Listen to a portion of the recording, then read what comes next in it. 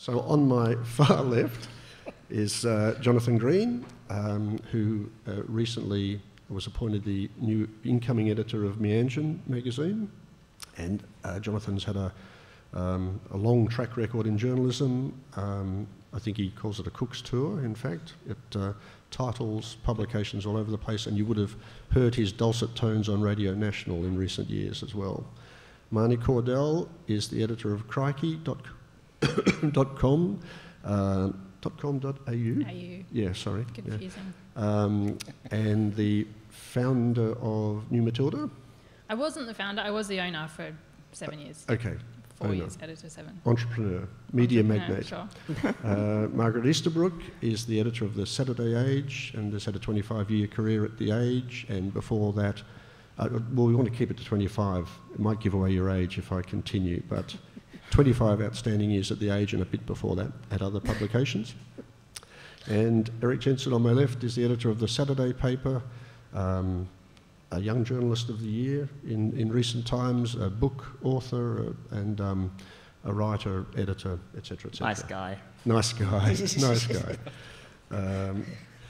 So I suppose, first of all, I wanted to invite our panellists to talk a little bit about the sort of material that they might be in the market for. And perhaps, Jonathan, you might start. I mean, Meanjin, I think we all have an understanding and impression of Meanjin, but incoming editors tend to shake things up a bit, or they like to. Can you just tell us a little bit about where you expect to take the magazine, and are you inviting contributions from freelancers? We do indeed invite contributions.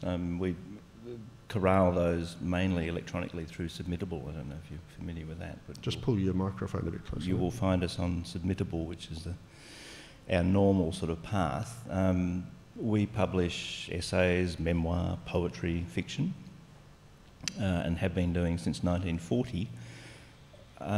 It's a publication with good awareness and reputation, but it's fairly assiduously unread. So my intention is to expand its audience. And I want to do that by hopefully maintaining the sort of work it's done, that sort of place in the cultural conversation, the place as a publisher of fiction and poetry, place as a publisher of criticism, but also to push into a more active engagement in the sort of public conversation through the essay content. And I mean, fiction can do that as well. I think it can be a bit esoteric, and has been a bit esoteric, and it can be too, and don't want this to sound discouraging, but it's in recent years been a bit of a sort of emerging writer compendium. And I think that's, from my point of view as an editor, is a pretty congested space, and there's no shortage of opportunity for the emerging writer to publish at the moment. And I'm not sure that, although Meanjin is, yes, very interested in new writing, doesn't see itself necessarily as a emerging writer showcase. It wants to be discriminating, and it wants to have a sort of a strong sense of purpose in the public conversation. And I'll throw it open to all of you. How interested are you in discovering new writers? I'm not particularly interested in discovering the new writer. I'm kind of interested in discovering the content that interests me. That sounds a bit arse about, but I mean it's the matter that gets me, the subject of the essay, the subject of the piece of fiction, the execution, the way. I mean, Meanjin too is a literary magazine, so it's about the manner of the telling as much as the telling. So it's for show-offs, is that what you're saying? No, it's for people who can write. But there's great satisfaction as an editor in finding a first-time writer and working on a piece and having that piece be really worthwhile. I mean, there's no satisfaction in publishing first-time authors just because you have first-time author. Yeah, just because you've got some sort of quota to fill and you're publishing work that might not be very good. But when you do bring someone into journalism, be it someone who's a fiction author who hasn't turned their hand to non-fiction before, or someone who happens to have a great story but is not per se a journalist. Well, I think as an editor, that's the thing you ultimately, and I've been doing it for a few decades, and the thing that I look back on that with some sort of satisfaction is the people that I've given a chance to, and who are now gone on or have done things subsequently. I mean, that's a tremendously satisfying thing. Didn't you discover Bernard Keane, for example? I did, and First Dog.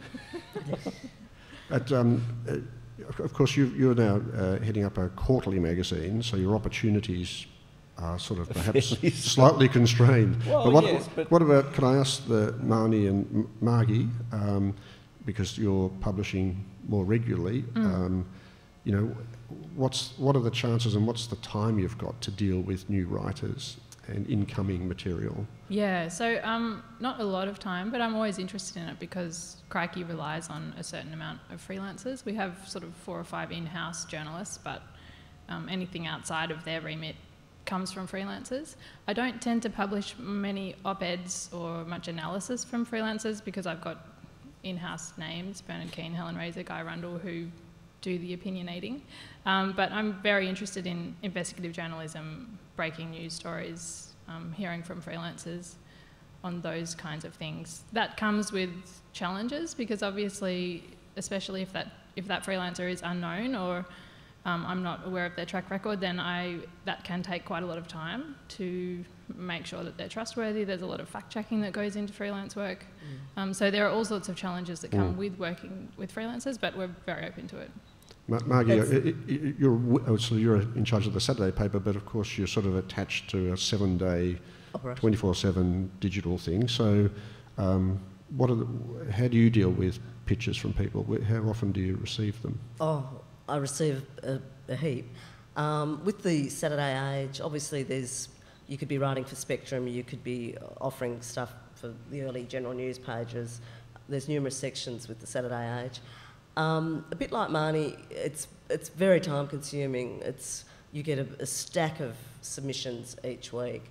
I find with the pieces that are going to be more suited to Insight or in fact less so Insight, but more Spectrum, I'll send to the Spectrum editor, Lindy Percival, who'll go through them.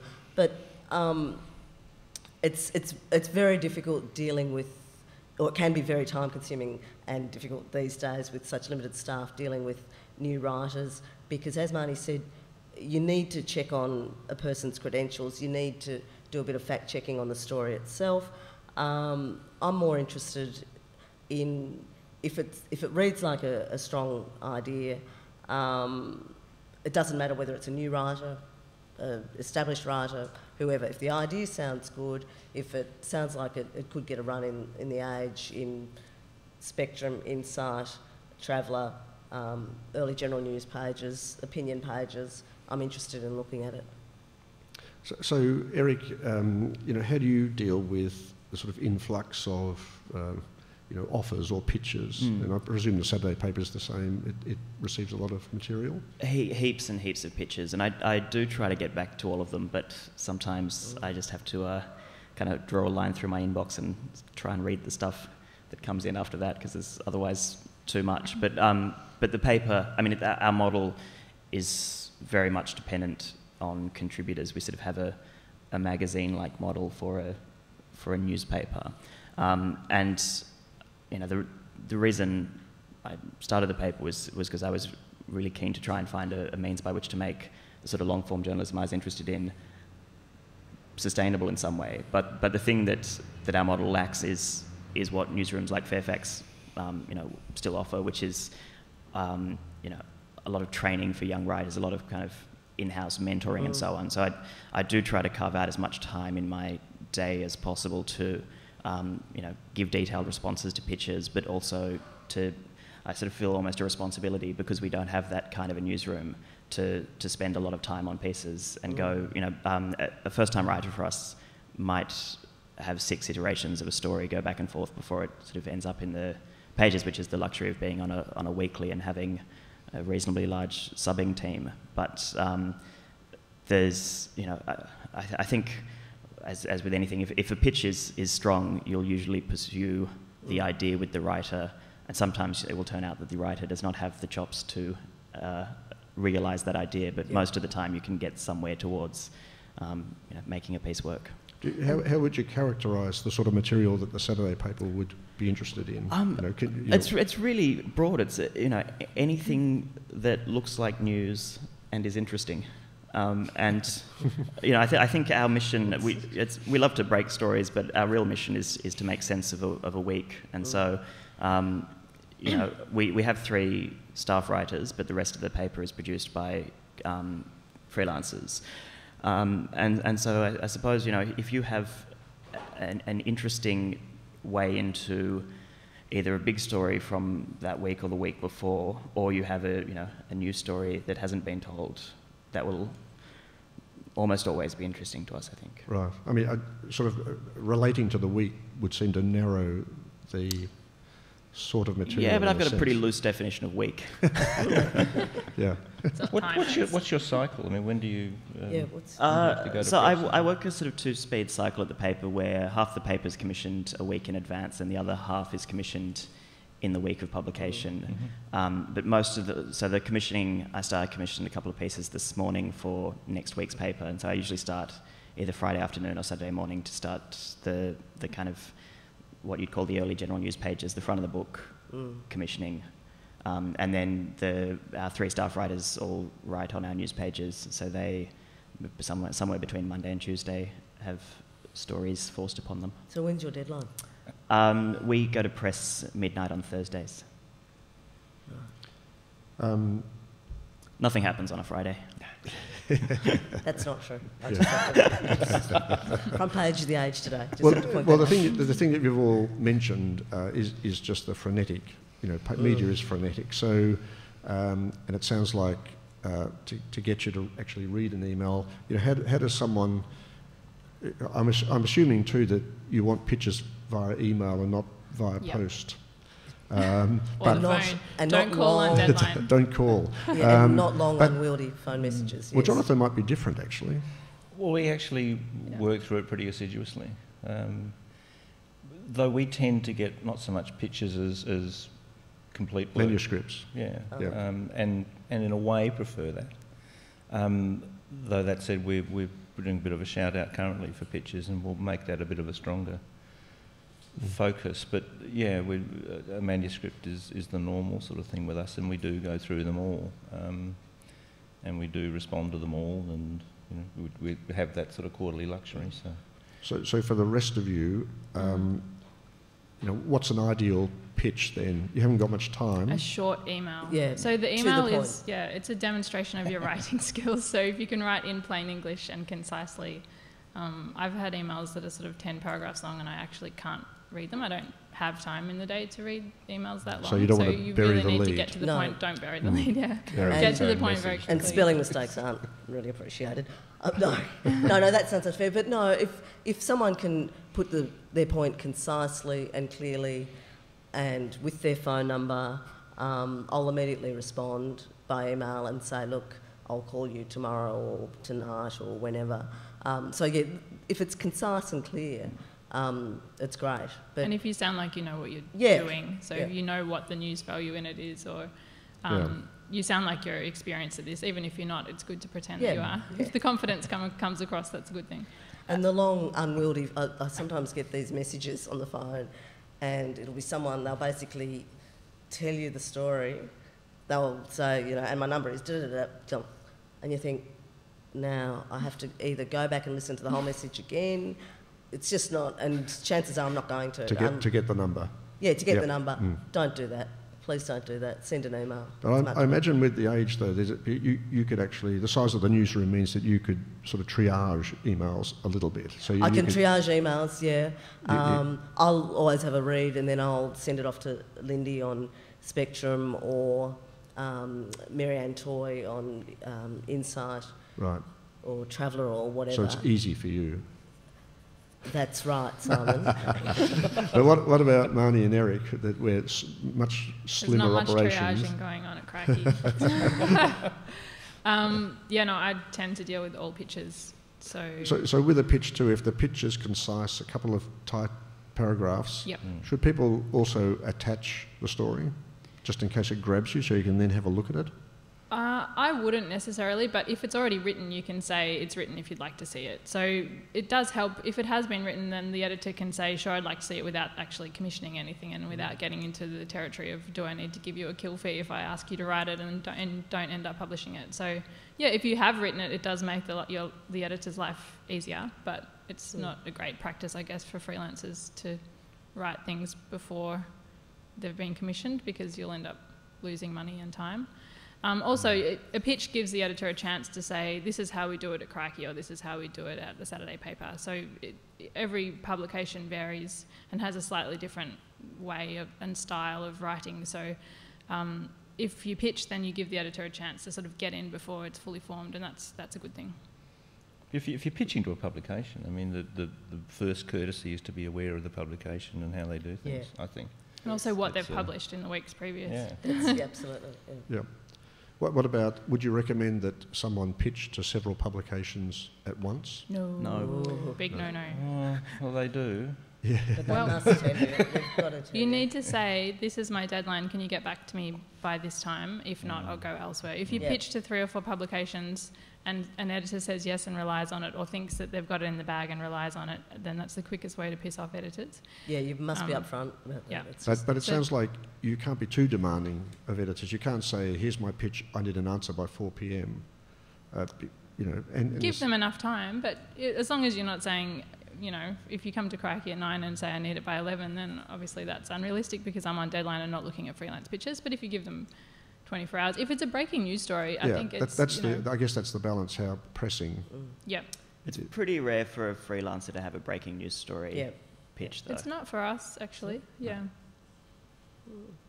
Well, I guess it reflects the sort of material. Yeah. I mean, the Crikey sort of quick churn, move on sort of thing. Well, I mean, I don't say that dismissively, but we just churn and move on. So. Quality churn. No, but I mean, you're pumping out a lot of stuff every day, long daily lists. Deadlines, So sorry, I take that back. Not churning, curating carefully, in considered fashion. It's an art. So, any other absolute no-nos that freelancers or prospective freelancers should know? I think it's very easy to want to convey just how complex a story is and how much you know about it in a pitch, and this goes back to the need for brevity. I think it's important to assume that the editor who is reading your pitch actually knows a bit about what's happening in the news and doesn't need it explained to them at great length before you get round to your point. And that seems to be, in trying to convey how engaged with the story a person is, some people end up making their pitches just, completely leaden. Yeah, and if you have a pitch that builds on what's been in the news that week, so it offers a new angle or a new voice, new source, be clear about what it adds to what's already been in the news. Don't try and explain the whole story, because, as you say, if it's been in the news, we know about it. But be very clear about what your fresh angle on it is and why your story is different. I think Jonathan or Marni made a really good point earlier. Don't offer stuff that's already been in, respect the publication that you're pitching to. Make sure you know what they've already run on a particular issue. Don't bowl up an op-ed and say, this is my view on this, and then have us or have me say, well, we've got something in today's paper about that, or yesterday's paper, or whatever. Yep. Make sure you know your territory.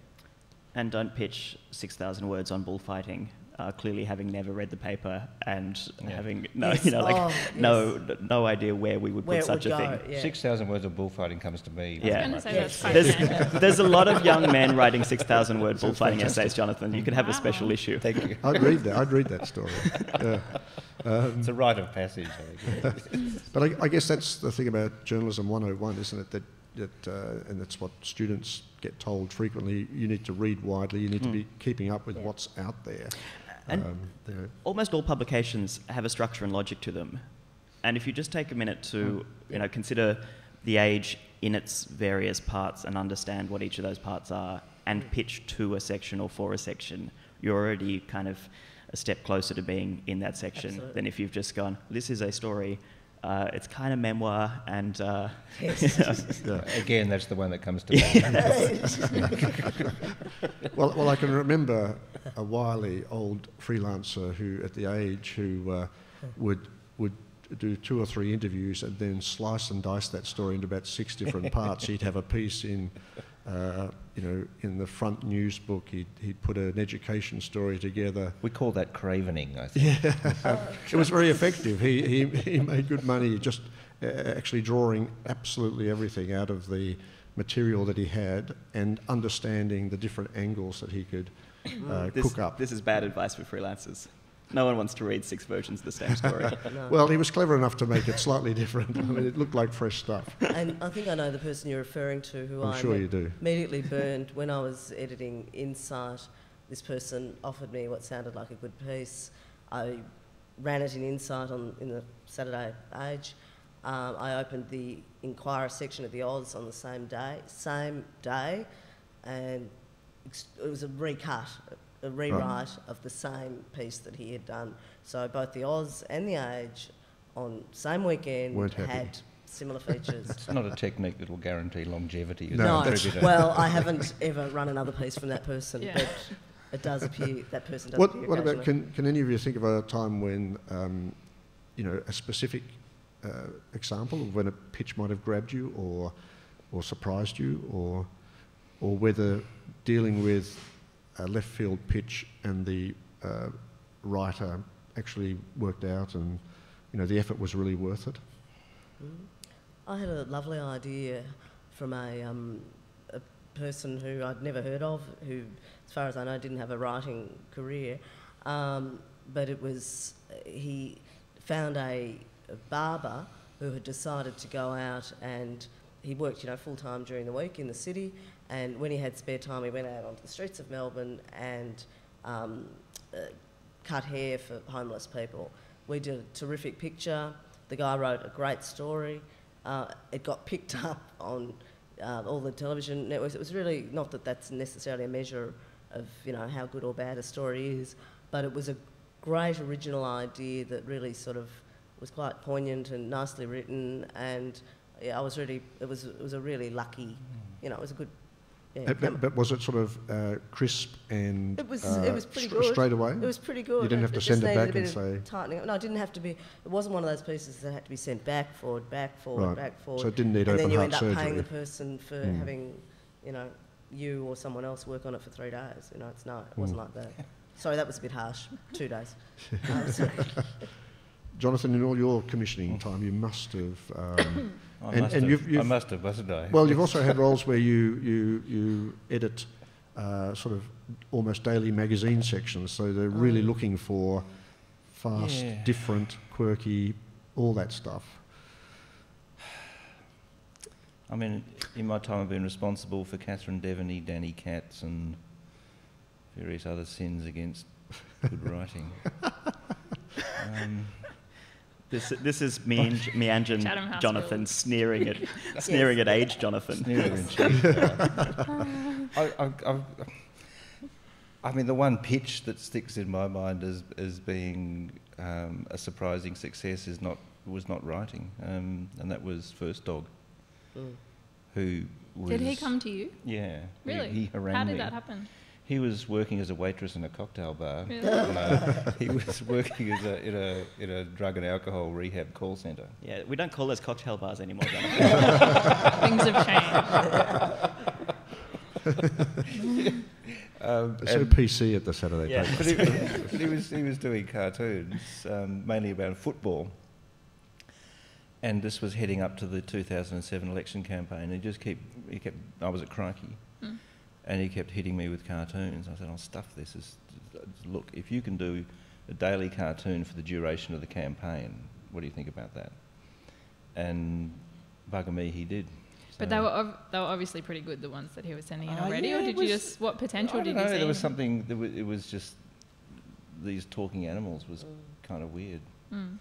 Drawing Richo, the footballer, as a sort of a elongated marsupial was sort of, okay, this is... But I don't remember.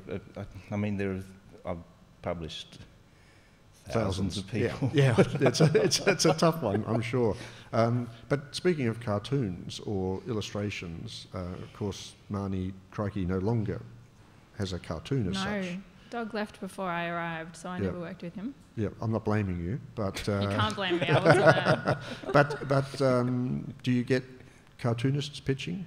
We Or do get a few. Illustrators? Yeah, I mean, basically we don't have the budget anymore for an in-house cartoonist, sadly. We're not. Jonathan's days of Crikey were much different from mine, budget-wise. Lavish. Yes. It was a drug and alcohol clinic back then. I spent the cocktail next 10 bar years worth, I suspect. So. Yes, you were buying forward. Erik, what about you? Cartoonists, that's another fine example of needing to at least look at a publication before you pitch. I probably once a week get a cartoonist sending me a series of cartoons. So there are annoying. not enough decent cartoonists in this country to No. once a week get a pitch from one. And never have I been excited by a pitch I've got from a cartoonist. Well, I think that I suspect all publications suffer from that in a sense. I mean, the Age is being trying to sort of rejuvenate its cartoonists for years. You know, after the heyday of the sort of Lunig, Tandberg sort of heyday. I think still alive. What is it now that it's still publishing them? Well, It's there's a Golding and a few others have appeared, but I think there's a big part of that in cartooning is that all the major mastheads had their cartoonists and have had them since at least the 80s, and so the people who might have gone on to become cartoonists are now lawyers instead or something. You know, possibly. It may be for the best. So no other pitches that stand out? One pitch, which again was a first-time writer, it turned into one of those stories that's 3 days of work. But the pitch was quite anodyne. It was whether I was interested in a kind of reported piece from an ice house or a place where people were smoking ice. To which I said yes on spec, not knowing at that time that it was actually a kind of first-person piece, and the addiction in question was the writers, and it showed what ice does to your writing, and not a good thing. But it produced, I think at least, one of the best first-hand accounts I've read of the seduction of that particular drug, without being the kind of sensational reporting that that the ice crisis has attracted. And that it was it was not well pitched, but it seemed like something that was going to be interesting, and it turned out to be, I think, a really worthwhile story. And it got a Walkley nomination, despite As it should have. It was a remarkable thing. but also probably the most edited piece that had run in the paper that year. Yes. I think that's called reworked. Which is a bit of a characteristic of Walkley nominated pieces often. Is Quite probably, yes. Yeah. I'd like to thank all the people who actually wrote this story. Something people should say. So a bit of the tenor of the conversation is it's pretty hard getting published. So what about for freelancers and wannabe journalists and writers? How do they avoid discouragement? I mean, how do you? You've got to be pretty resilient to keep pitching, basically. I think not fetishizing the news pages is really important for freelancers.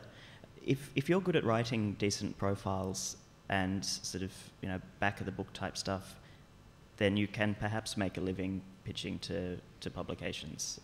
It's a lot harder to get into the news book because there are fewer pages, and more often than not, your staffers are the people who are filling those pages. But sometimes I would have thought a news story could be pitched because it might spin out of one or two facts. And it's almost the opposite at Crikey. I tend not to publish op-eds from freelancers, and I do publish. I'm not suggesting op-eds though. I mean, if you're pitching to newspapers and you're pitching, profiles and...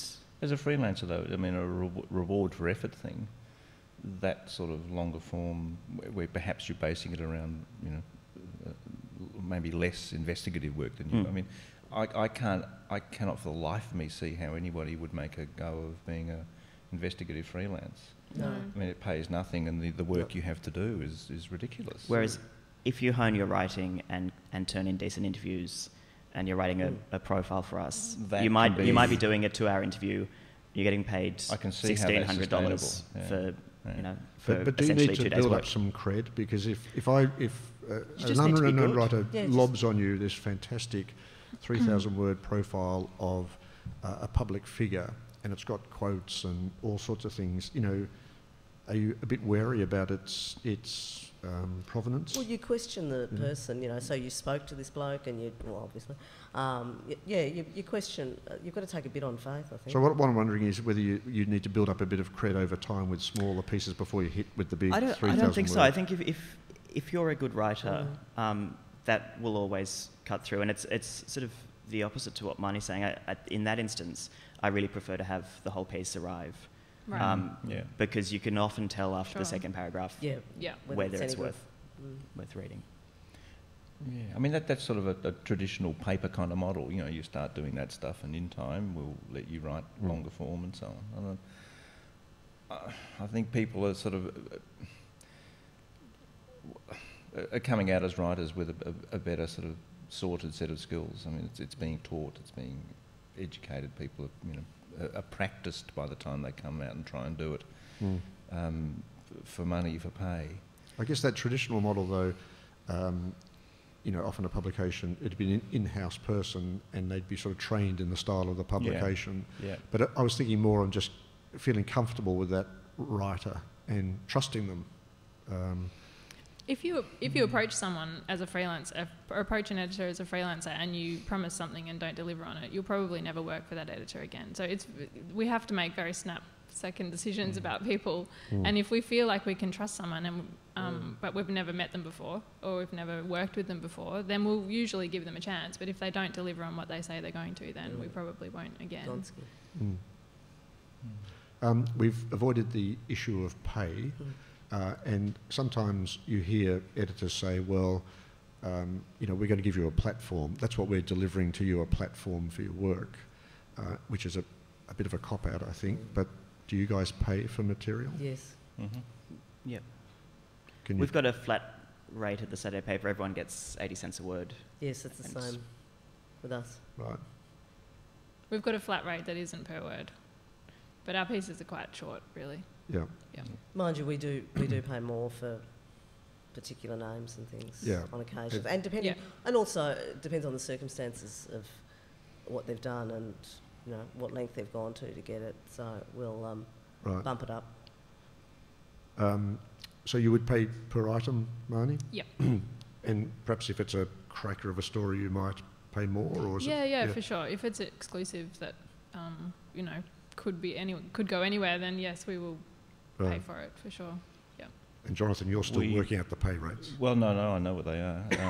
We're a literary magazine. So, ours are variable, and that goes to the way that we're funded. We have some money which goes to specific pieces. So some of those can be paid at around $1 a word, but our rack rate is 20 cents, which is, given the way we're funded currently, a reality, but it's something that I'm keen to change. I think that's ridiculous, but that's what it is.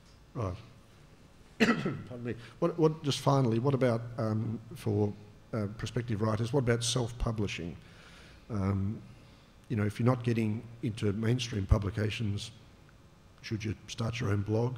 Well, it's a good demonstration that you've got the wherewithal and the get up and go to actually do something. I mean, there's no way anyone who wants to be published now should be unpublished.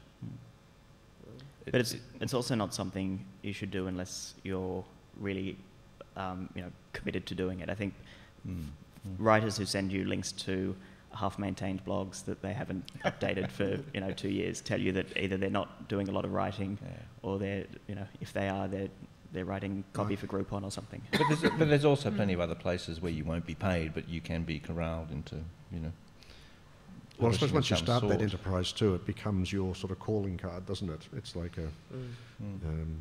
it's your own publicity as well as your own publishing. Well, it's good to have a bit of a CV. Look, I've done these things, and there are 6 of them in these different styles. That then establishes some sort of, I can trust you to actually deliver. Yeah. Potentially, because you've got this. But on the different styles front, if you are attaching, if you haven't written for a publication before and you're attaching a couple of articles to the pitch to show that you can write, there's no need to attach more than one, because there's Sure. Mostly if the piece that we read is really good, but we want to check a couple of others, by that stage we can probably Google your name and it'd be better if you chose your absolute best piece to append to something. So you sort of get one shot at it. Yeah. Okay. Yeah, it's good to be Googleable is all I would say. It's good to have your name on the internet so that we can work out who you are. But then not just Facebook? Not just Facebook, right. No. So I wanted to just ask if anybody wants to throw a question at our panellists. You're more than welcome. I'm just curious about the level of preparation you want. I've heard some different things. Don't send it from story, send it from story. I'd just like to get some ideas about how prepared you want a pitch to be. Would you like interviews in place already, or I have some people I'd like to talk to? Just some ideas about what you're looking for in terms of preparation. I think that really depends on the writer. If it's someone who's written for me many times who I know to be good, I can take a pitch that simply says, this is a topic, this is kind of what I'm thinking. And I'll go, yeah, go for it. We'll take 1,400 words of that. If you're pitching to a publication for the first time, it's probably different between all of us, but certainly for the Saturday paper, I wouldn't want you to pitch something that you couldn't deliver, and as such, I probably want you to pitch something that you've already got, if that makes sense.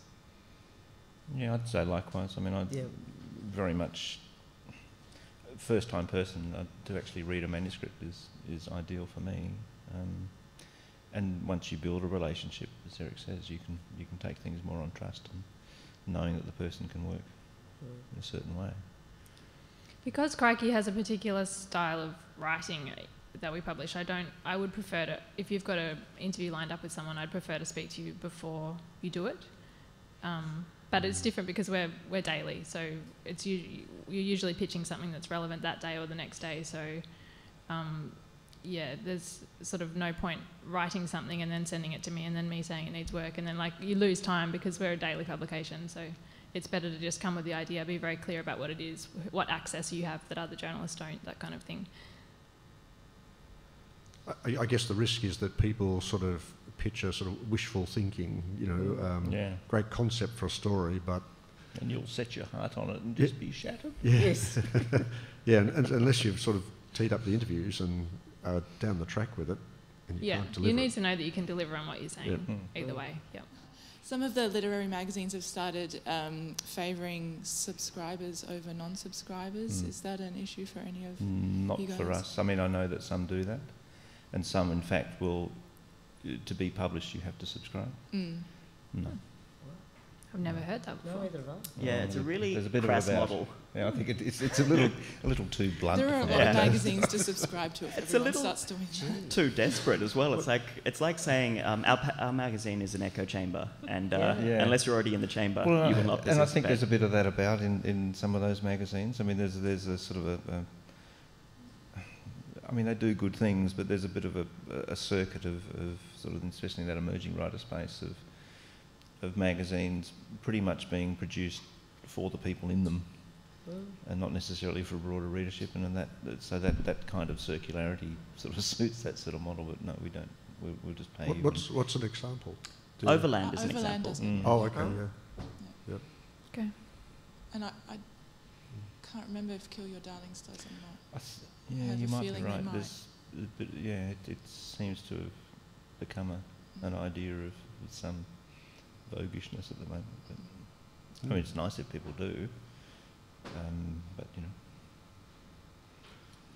You mentioned earlier about making it easy for someone to fact check both the author and the article, and we've got some good tips on being Googleable and having a good CV. But how can we help you fact check our articles? I mean, do you want us to go as far as an academic paper with sources and notes, or URLs, no academic referencing. you can footnote for me if you like. We do a lot of that. We do actually that sort of academic kind of publishing sometimes. So, I mean, I've got one piece in my December issue with 1.5 pages of footnotes. So that's one way.